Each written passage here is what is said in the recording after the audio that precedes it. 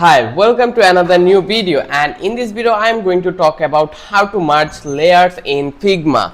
So as you can see, we already on our Figma application, and in here we are going to add some components over that place. Let's add a rectangle.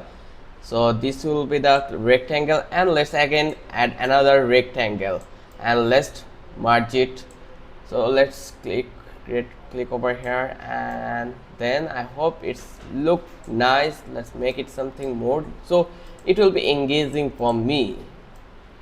So after completing the design, I will going to click on both layers, and I will select and click on flatten.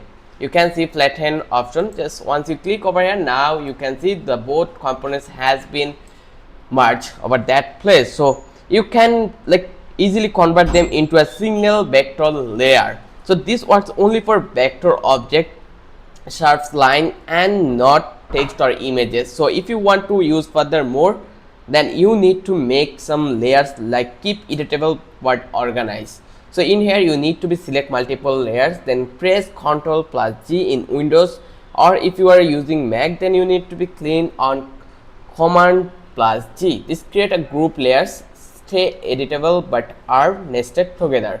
And if I provide you another option, that will be frame layers, useful for layout design control. Select your layers, right click frame section, or press Ctrl Alt plus G. If you are using Mac, then again click on Command plus Option plus G. So the easy process I already provided you. I hope this video help you to know more about Figma merge layers. So I hope if you think this video will helpful for you, then don't forget to subscribe our channel and don't forget to hit the like button.